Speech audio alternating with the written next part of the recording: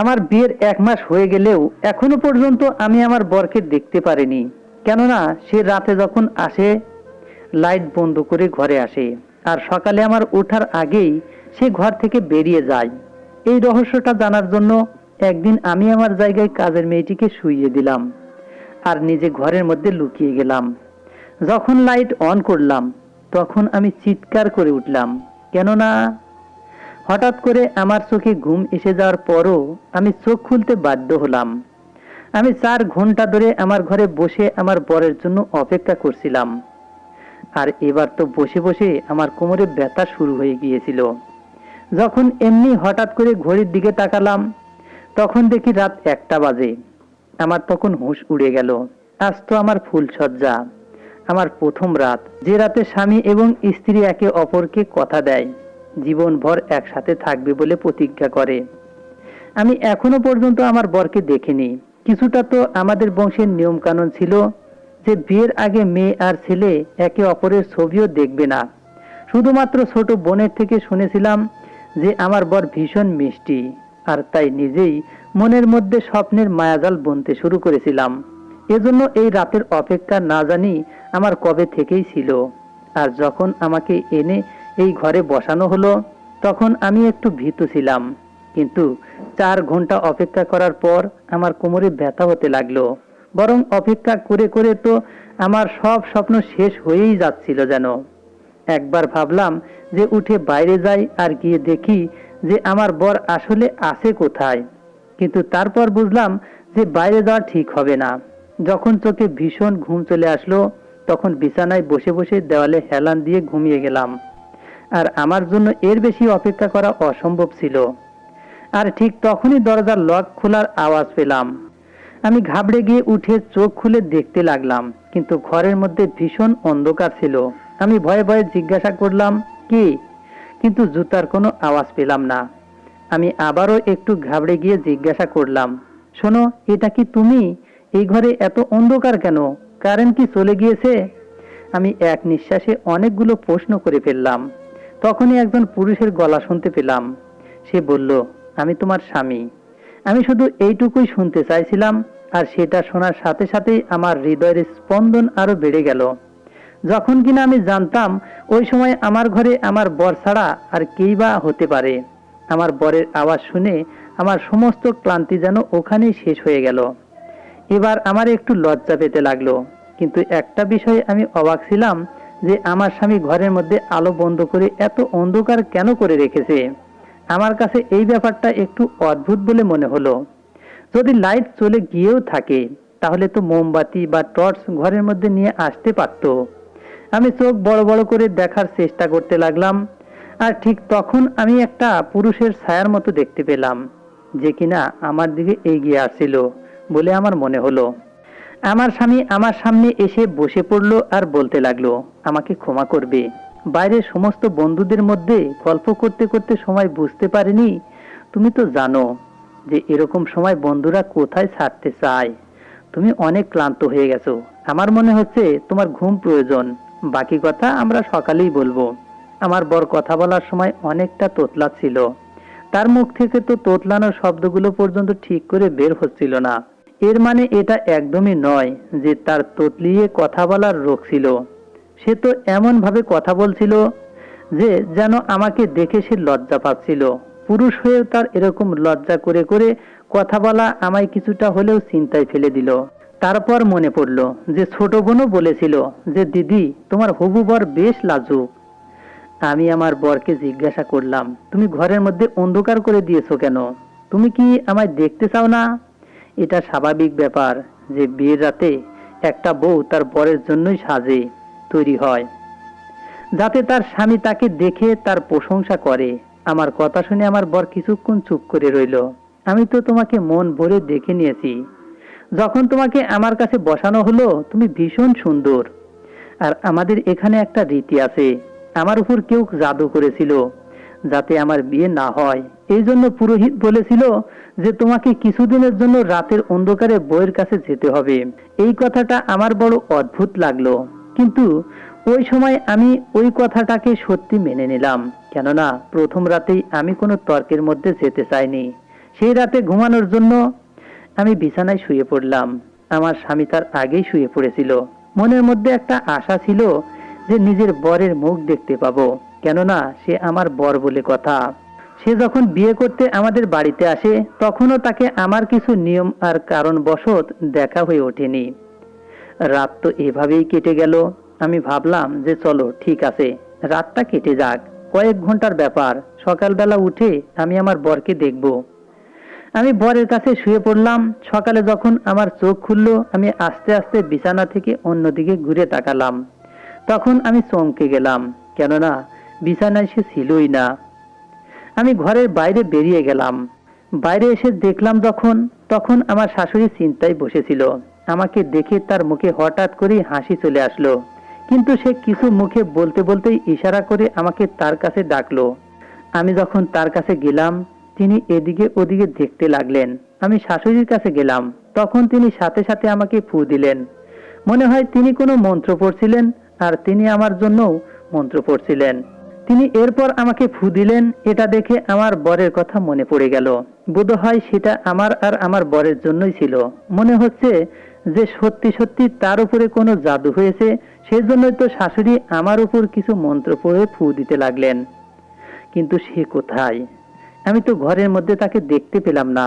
তখন শাশুড়ি আমাকে বললেন যে বৌমা, ও কাজে চলে গেছে।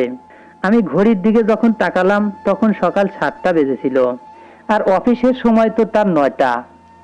তাহলে 7টার সময় সে কি করে গেল? শাশুড়ি আমার দিকে তাকালেন আর আমার প্রশ্ন বুঝতে পেরে গেলেন, আর বলতে লাগলেন যে ওর কাজের কোনো ঠিক নেই। সে নিজের বন্ধুর সাথে মিলে কারবার করে, আর যখন মন চায় তখন ঘর থেকে বেরিয়ে যায়। তুমি জলখাবার খেয়ে নাও। আমার মন চাইলো যে আমি আমার শাশুড়িকে জিজ্ঞাসা করি যে আমার বরের কি বিয়ে করার ইচ্ছা ছিল না। রাত্রির বেলা সে আমার সাথে না কোনো কথা বলল, আর না নিজের চেহারা দেখালো। সে সকালবেলা উঠেই কি করে চলে গেল? এভাবেই আমাকে না দেখে কেউ নিজের বিয়ের পরের দিন কাজ করতে যায়? আমি এই চিন্তার মধ্যেই মনমরা হয়ে গেলাম। তখন সামনের ঘর থেকে একটা ছেলে বের হলো। আমি উঠে দেখলাম আর তাড়াতাড়ি আমার ওড়না গায়ে দিলাম। আমার শাশুড়ি হেসে আমাকে বলতে লাগলো, বৌমা, এটা তোমার দেওর। আমি তাড়াতাড়ি এক নজরে তার উপর দিলাম আর তাকে নমস্কার জানালাম। সে তো চোখ দিয়ে জবাব দিয়ে সেখান থেকে বাইরে চলে গেল। আর সারাদিন এভাবেই কেটে গেল। আমি লক্ষ্য করেছিলাম যে আমার শাশুড়ি বেশ চিন্তায় থাকতো, যখন কিনা তিনি স্বভাবে বেশ ভালো মহিলা ছিলেন। আমাদের সম্বন্ধ হওয়ার পরে উনি বেশ কয়েকবার আমাদের বাড়িতে এসেছিলেন। আমি তার মুখের উপর কখনো উদাস ভাব দেখিনি। কিছুক্ষণ আগে পর্যন্ত তিনি বেশ ভালো মেজাজেই ছিলেন। আমি তো বেশ খুশি ছিলাম যে শাশুড়ি আর বৌমার মধ্যে খুব জমবে। কিন্তু সে তো কথাই বলে, কি সব চিন্তা করতে করতে আনমনা হয়ে থাকে। আমি যখন তাকে ডাকি তো সে নিজের চিন্তাতে মশগুল হয়ে আমার দিকে দেখতে লাগলেন। এই বাড়িতে আমার বর শাশুড়ি ছাড়াও আমার একটা দেওর ছিল মাত্র। আমরা 4জন মানুষ এখানে থাকতাম। আমি সন্ধ্যাবেলায় আমার বরের আসার জন্য অপেক্ষা করতে লাগলাম। একদম নতুন বউ হিসাবে সেজেগুজে আমি বসে রইলাম। তখনই দরজায় একটা আওয়াজ হলো। আমি সাথে সাথে হেসে দরজা খুললাম।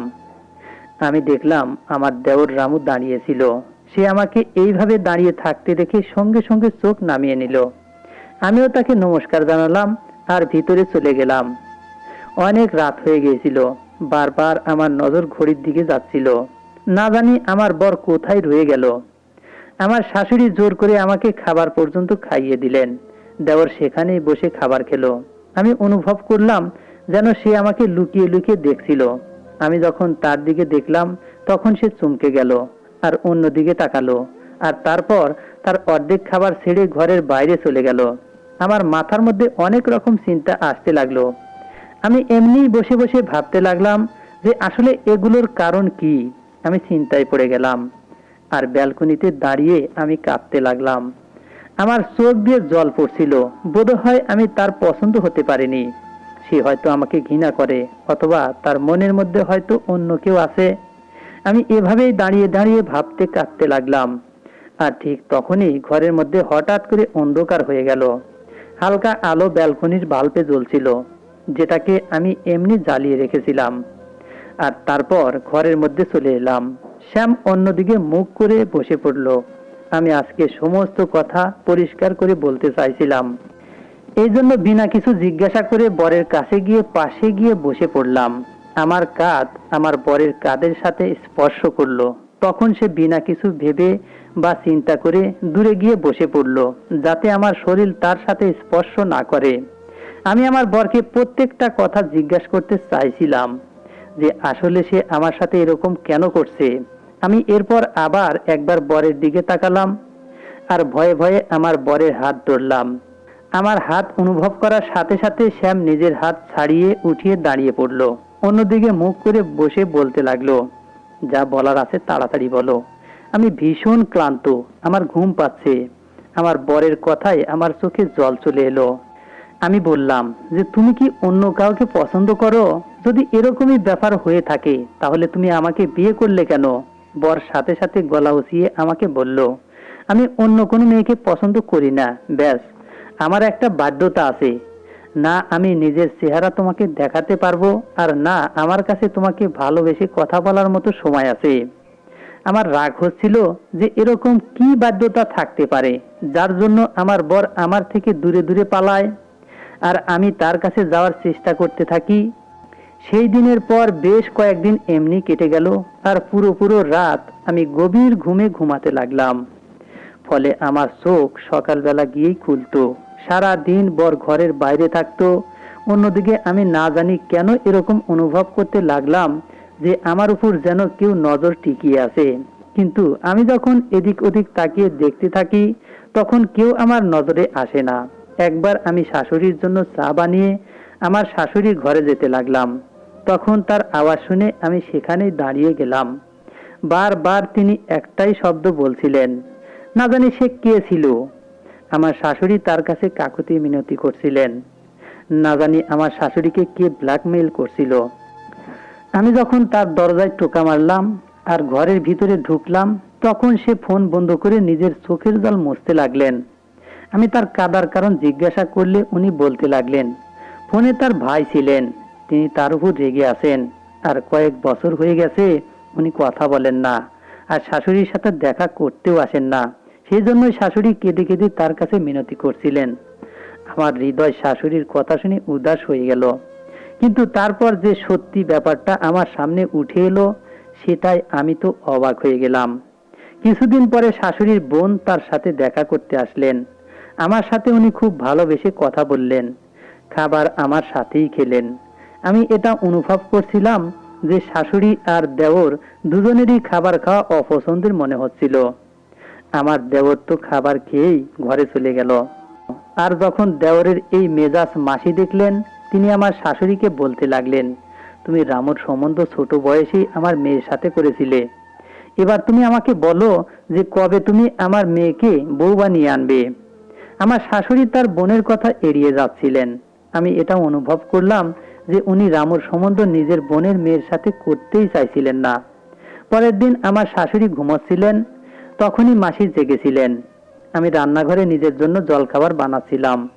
তখন মাসি সেখানে চলে আসলেন আর আমাকে বলতে লাগলেন যে আমি যেন তার জন্য জলখাবার বানিয়ে দিই। আমি তার জন্য জলখাবার বানাতে লাগলাম আর আমরা একসাথে খেলাম। মাসি আমাকে বলতে লাগলেন, শ্যামকে দেখতে পাচ্ছি না তো, এখনো কি সে শুয়ে আছে? কাল থেকে আমি এসেছি, তার কি একবারও আমার সাথে দেখা করারও ইচ্ছা হলো না? আমি বললাম, সে তো সকাল সকাল নিজের কাজে চলে যায়। তখন উনি বলতে লাগলেন, সকালে চলে যায় তো রাতে কখন আসে? আমি বললাম, সে অনেক রাতে ফেরে। আমার কথা শুনে মাসি চুপ করে গেলেন, নিজের চা খেতে লাগলেন। আমার মাথার মধ্যে হঠাৎ করেই শাশুড়ির ভাইয়ের খেয়াল আসলো। তখন আমি তার কথা বলতে লাগলাম। আমি বললাম, আপনার ভাই কিসের জন্য এত রেগে আছেন যে রোজ আমার শাশুড়ি তার কাছে কাকুতি মিনতি করতে থাকেন? উনি নিজের বোনের উপর একটু নরম হন না কিসের জন্য? আমার কথা শুনে মাসি তো অবাক হয়ে গেলেন, বলতে লাগলেন, কোন ভাই? আমাদের তো কোনো ভাই নেই, মাত্র দুই বোন। কথাটা শুনে তো আমি আকাশ থেকে পড়লাম। যদি আমার শাশুড়ির কোনো ভাই নাই থাকে তাহলে সে কেঁদে কেঁদে কার কাছে কাকুতি মিনতি করেন যে সে যাতে ফিরে আসে, যে একবার যাতে তার সাথে দেখা করে নেয়? মাসিও আশা ছেড়ে দিয়েছিলেন। আর আমার শাশুড়িও হঠাৎ বলতে লাগলেন যে রামু ওই মেয়েটিকে বিয়ে করতে চায় না। আমি জিজ্ঞাসা করলাম কেন? তখন তিনি বলতে লাগলেন তার ইচ্ছা নেই। আমি বললাম যে যদি তার ইচ্ছা নাই হয়ে থাকে তাহলে সে এত বছর ধরে সেটা জানায়নি কেন? প্রথমেই তো তার না বলে দেওয়া উচিত ছিল। আমার শাশুড়ি বলতে লাগলেন যে এই কথাটা উনি রামুকেও বলেছিলেন। তিনি আরো বললেন যে আমি আমার দুটো ছেলের জন্য ভীষণ দুঃখী হয়ে গিয়েছি। ওরা নিজেরাই নিজেদের মর্জির মালিক। এটা বলতে বলতে উনি কাঁদতে লাগলেন আর আমি তাকে চুপ করাতে লাগলাম। বিরক্ত তো আমিও আমার বরের থেকে হয়ে গিয়েছিলাম। এর জন্য আমি ঠিক করলাম যে আমি ওনার সামনে আসি, হয়তো সেই জন্যই উনি হয়তো আমাকে গুরুত্ব দিচ্ছেন না। আমি কিছুদিনের জন্য নিজের বাবার বাড়ি চলে যাই, যাতে সে আমার কদর করতে পারে। এই জন্য একদিন যখন আমার মন ভীষণ অস্থির হয়ে উঠল, তখন আমার শাশুড়িকে আমি জিজ্ঞাসা করলাম আর চলে গেলাম। আর ভাবলাম যে এবার আমি আমার মাকেও গিয়ে জিজ্ঞাসা করব যে কিরকম লোকের সাথে আমার বিয়ে করিয়েছো, যে এখনো পর্যন্ত নিজের চেহারাও নিজের স্ত্রীকে দেখায়নি। কিন্তু আমি তো এটা জানতাম না যে ওখানে পৌঁছানোর পর আমি কি ভীষণ জোরদার একটা ধাক্কা খেতে চলেছি। যখন বাড়িতে পৌঁছালাম তখন একটা কুরিয়ার আসলো। সেটা আমাদের ঘরের বাইরে ছিল। আমি তাকে বললাম কার পেপার এসেছে? তখন সে অদ্ভুতভাবে আমাকে দেখতে লাগলো। সেই কাগজে তো আমারই নাম লেখা ছিল। যখন আমি খুললাম, ভেতরের যে কাগজ ছিল সেটা পড়ে আমার পায়ের তলা থেকে মাটি সরে গেল। আমি বাবার বাড়িতে গিয়ে আমার নিজের ঘরের মধ্যে চলে গেলাম। আমি মাথা খাটিয়ে বুঝতে বুঝতেই কাটিয়ে দিলাম যে এবার বোধহয় সবকিছু শেষ হয়ে গেছে। বিয়ের নামে আমার সাথে কোনো খেলা খেলা হচ্ছিল। যে কাগজগুলো আমার হাতে ছিল সেগুলোর সত্যি যখন আমি জানতে পারলাম, আমি অবাক হয়ে রয়ে গেলাম। সারা দিন আমি ঘরের মধ্যেই বসে রইলাম। আমি আমার ছোট বোনকে বললাম যাতে সে আমাকে আমার বরের ছবি দেখাতে পারে, যেটা সে বিয়ের সময় তুলেছিল। কেননা আমি তো এখনো পর্যন্ত আমার বরের মুখও দেখিনি। আমার বোন আমায় একটা ফটো দেখালো, যেটা খাবার খাওয়ার সময় তোলা হয়েছিল। আমি ছবি দেখলাম। আমার বর ভীষণ সুন্দর এবং কম বয়সী ছেলে। বাড়িতে আমি কোনো কথাই আমার মাকে বলতে চাইছিলাম না। আমি কিছুদিন পরে আমার শ্বশুর বাড়িতে চলে আসলাম। এবার সত্যিটা সবার সামনে আনা জরুরি হয়ে পড়ল। রাত্রিবেলা আবার সেই লোকটা আমার ঘরে আসলো, যে গত 1 মাস ধরে আমার বর হয়ে আমারই ঘরে ছিল। আর সকাল হতেই সে ঘর থেকে চলে যেত। এ কে ছিল যে আমার মন মানসিকতার সঙ্গে খেলা করছিল? এরপর থেকে আমি নিজেই চাইছিলাম যে সে যেন ঘরের বাইরে চলে যায়। কেননা এখন আমি জেনে গিয়েছিলাম যে সে আমার বর ছিলই না। তাও আমি সত্যিটা জানার জন্য তাকে জিজ্ঞাসা করলাম যে আমি যখন বাবার বাড়ি গেলাম তুমি আমাকে কতটা মনে করেছো? আমার প্রশ্ন করায় সে ঘাবড়ে গেল আর বলতে লাগলো, তুমি আমার স্ত্রী, আমি কি করে তোমাকে ভুলতে পারি? আমি বললাম আমি তোমাকে দেখতে চাই। আমি আজ বিয়ের ছবিতে তোমাকে দেখেছি। ওটা আমার বোন তুলেছিল। এজন্য আমার মন চাইছে যে আমি তোমাকে দেখি। আর এমনিতেও 1 মাস হয়ে গেছে। এবার আমি তোমাকে দেখব। আমি কোনো এসব জাদু ইত্যাদিতে বিশ্বাস করি না। এবার তুমি নিজের লাইট জ্বালাও, না হলে আমি জ্বালাই। সে বলতে লাগলো, আমি আগেও তোমাকে বলেছি যে আমার চিকিৎসা চলছে, আর তুমি এই চিকিৎসাকে সত্যি ভাবো বা মিথ্যা ভাবো, কিন্তু আমি এই চিকিৎসা না করিয়ে নিজেকে তোমার সামনে নিয়ে যাব না।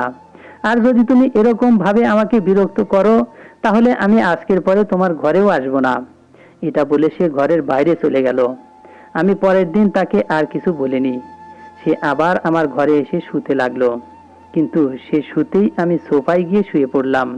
আমি ভাবতাম যে কবে এমন রাত আসবে যখন আমি ওই লোকটার সত্যি সবার সামনে নিয়ে আসব। পরের দিন আমি আমার কাজের মেয়েকে বাড়িতে থাকতে বললাম। আমি তাকে বললাম যে আমার শরীর ঠিক নেই। রাতে আমি দুধের মধ্যে ঘুমের ওষুধ মিশিয়ে কাজের মেয়েটিকে খাইয়ে দিলাম। আর তারপর তাকে আমার বিছানায় শুইয়ে দিয়ে আমি লুকিয়ে গেলাম। আমি সেখানে লুকিয়ে পড়লাম যেখানে ঘরের লাইট জ্বালানোর সুইচ ছিল। রাতে অনেকক্ষণ পরে সেই লোকটা আমার ঘরে আসলো আর বিছানার অন্যদিকে বসে পড়ল। আমি ঠিক তখনই লাইট জ্বালিয়ে দিলাম। আর যখন আমি সেই লোকটাকে দেখলাম আমার তো হুঁশ উড়ে গেল। তাহলে কি গত 1 মাস ধরে আমার ঘরে সেই ছিল? সে আমাকে অবাক হয়ে দেখতে লাগলো। আমি বললাম, তোমার লজ্জা করে না?